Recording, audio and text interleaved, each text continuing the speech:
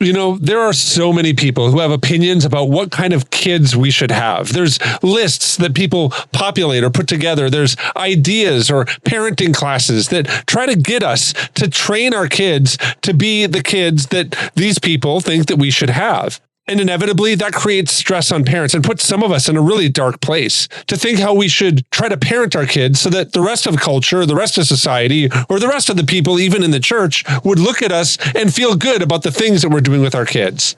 Well, today in the Celebrate Kids podcast, in our daily segment, Facing the Dark, we're going to look at one of these lists that somebody that's a believer and means incredibly well for parents put together to help guide parents in a specific way. But his list includes 21 qualities that he believes that parents, especially dads, should include and infuse into their parenting so that their kids adopt those characteristics. Well, Dr. Kathy has some insight on a new book that is set to release later this year that talks through some traits that we should have for our kids, but approaches it a little bit differently. And in her perspective, I believe it gives us a bright light to shine in dark moments of parenting. So let's turn now to Dr. Kathy Cook. Don't be afraid of the dark. Be careful with stars. Not every light is gonna guide you, baby. Not every light is gonna guide you. So, Dr. Kathy, the late pastor, Dr. Adrian Rogers, warned parents that institutional training of kids is something to kind of be monitored. As he did this, he kind of listed 21 critical qualities that every parent should want to pass along to their son or daughter specifically. He actually kind of wrote these to dads, but I think it relates to all of parenting.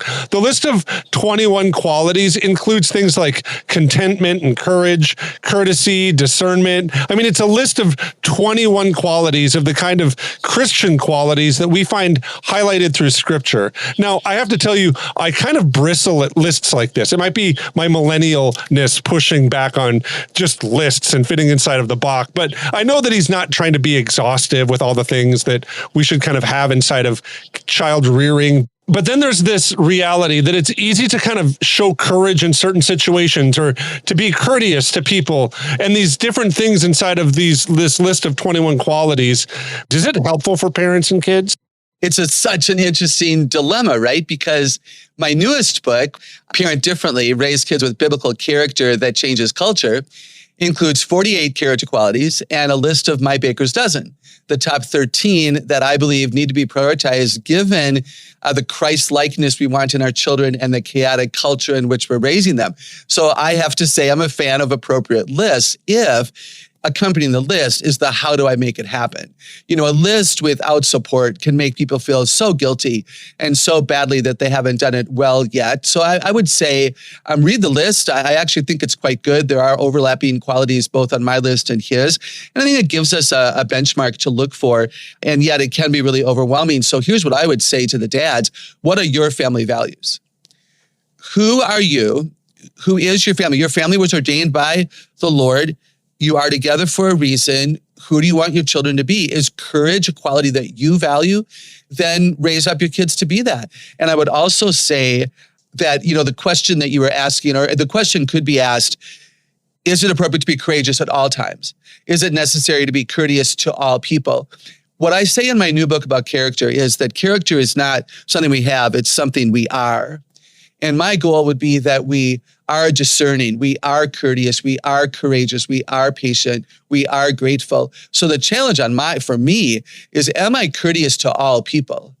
Like, do I treat the person in line at the airport the same way that I would treat a niece? I think there ought to be some consistency there, and I think that can be the real challenge for people. So I like that, Dr. Kathy, and I think the list for me is a little bit unique maybe because lists always get lost for me. When I go to the grocery store with a list, I always end up with more things in the bag than actually are on the list or less things than are on the list. So I wrestle a little bit with lists, but I'd like to hear maybe a sneak peek into your list of 12 and what are some maybe kind of snapshot examples of things that we could kind of do to build in those character qualities for our kids. Yeah, I can share that. It starts with being like Jesus. So do we know Jesus? Do we know the God of the Bible? And do we understand what he says about character? Have we read Proverbs, and do we understand the difference between the wise one and the foolish one? I would certainly recommend our listeners go there, an Old Testament book right in the middle of the Bible. I think that it's a heart and mind issue. I think character matters because the heart is the wellspring of life, and all that we are and all that we do is both our heart and our mind. So if I were to put a list together of heart qualities, character qualities, on my list, 3 of the really important ones are self-respect, because it guarantees I want the other qualities, self-control, because it guarantees I can use the qualities, and respect for others, because it motivates me, again, to use the qualities, because life is not about me. It's about relationships I have and honoring people. Joy and gratitude. The research says joy and gratitude give rise to obedience. So in my list, I prioritize joy and gratitude. Do we model those for our children? Do we not just expect mandatory thank you notes after a gift, but do we live a life of true gratitude? And when sometimes I'm asked, how do I lead my children into that? And let me say that leading is walking with. Leading is not walking ahead of and simply demonstrating who we want them to be. But if you look up leading in a dictionary, it's walking with, side by side, demonstrating who we are. Like, are we good people? You're not going to be a better parent than you are a person. So are you a decent man, a decent woman? If the moms are listening to this, I'm sure they are. And then will we be able to walk with our children so that they understand the value of the qualities that we're exhibiting? So Dr. Kathy, I really appreciate that. And I think that's kind of a list that I could kind of attack. It's 3 things on the list. I can go to the store kind of and get that, so to speak. But maybe I should kind of explain to you why I have such a problem with grocery store lists. And maybe you can kind of tell my wife about this a little bit. But I feel like whenever somebody creates a grocery store list, they do it because they want to get the items that are on the list for themselves. And I think sometimes maybe in parenting, we create lists maybe for our kids of traits that we want to see them exhibit, maybe a little bit for ourselves.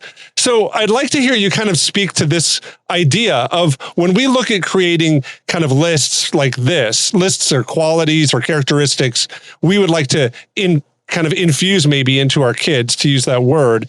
What would be kind of a kid-centric way of approaching this? What traits would kids say that they would like to have? What are your thoughts on that idea?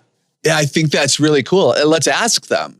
Right? Let's ask them. Let's sit our kids down and, we set up the context, and, maybe we have a list of a bunch of qualities, including from appendices in my books, or you can, create your own list or get a list off of Google if you want. But ask the kids, who do you want to be? What kind of a person do you want to be remembered for? If they've had someone pass away, you could even say, at a funeral, what would you love people to say about you? It's interesting when I ask young people that, do they want to say they were super successful in their business? Or again, do they want to be hearing things like, boy, they walked with God and honored him and all that they did? So let's ask the kids what they value. I would say in our culture, kindness and compassion are huge. Compassion is huge. Compassion for the confused, compassion for the overwhelmed, compassion for the lost, compassion for those in a different economic state. So to have compassion, to have gratitude, to be courageous, to be discerning, these are qualities that I think are important. And let's see if our kids would say that. And if they don't, then let's teach them why what we value matters so that they invest with us.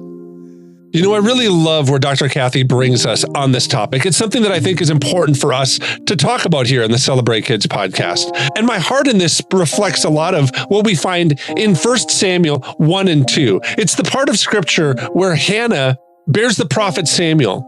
And in this moment, Hannah is expected to kind of carry a certain look or perspective or traits as a young woman in that time period. But Hannah's devotion is to the Lord. And out of response for the way that the Lord answers her prayer, Hannah prays this prayer. And this is what's recorded in 1 Samuel chapter 2. Then Hannah prayed and said, "My heart rejoices in the Lord. In the Lord my horn is lifted high. My mouth boasts over my enemies, for I delight in your deliverance. There is no one holy like you, Lord. There is no one besides you. There is no rock like our God. Do not keep talking so proudly, or let your mouth speak such arrogance, for the Lord is a God who knows, and by him deeds are weighed.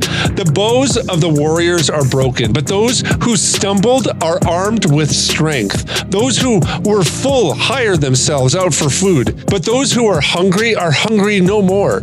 She who was barren has borne 7 children, but she who has had many sons pines away. The Lord brings death and makes alive. He brings down to the grave and raises up. The Lord sends poverty and wealth, and he humbles and he exalts. He raises the poor from the dust, and he lifts the needy from the ash heap. He seats them with princes and has them inherit a throne of honor. For the foundations of the earth are the Lord's. On them he has set the world. He will guard the feet of his faithful servants, but the wicked will be silenced in the place of darkness. It is not by strength that one prevails. Those who oppose the Lord, they will be broken. The Most High will thunder from heaven. The Lord will judge the ends of the earth. He will give strength to his king and exalt a horn of his anointed. There's so much more that goes on in this story that I wish we could talk about, but we don't have time necessarily right now to unpack it. But I think that the way that Hannah unpacks her anguish in not meeting kind of the cultural expectations that the culture had set out for her, and actually the refocusing of her expectations to be ones that fall underneath and are subservient to the Lord and his design and plan. Well, I just think that the testimony of Hannah is something that is a bright light that shines and cuts through dark moments. And it's a bright light for us as we look forward to this next week, no matter what place the Lord has you in. May your heart be like Hannah's that just seeks to honor and serve the Lord. And that will be a bright light for whatever cultural context you're in. I want to thank you for listening to the Celebrate Kids podcast in our daily segment, Facing the Dark today. My name's Wayne Stender, and on behalf of Dr. Kathy, I want to say thanks for listening, and we're looking forward to seeing you here again tomorrow.